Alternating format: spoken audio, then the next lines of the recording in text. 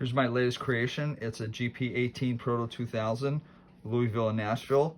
I added the nose headlight in addition to the spark arresters on top.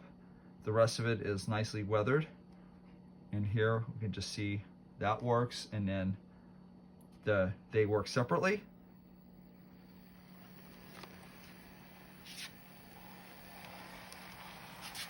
Runs nice and smooth for a Proto that's completely rebuilt inside, and it's cut so it's sound ready. I only have DCC because the problem with adding the sound is you just don't know who's going to want sound and who isn't, but sound can be added to it.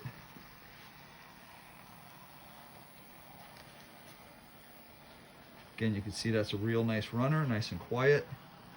Like I said, to be able to add that extra detail of the nose headlight to make it prototypical really kind of makes the engine.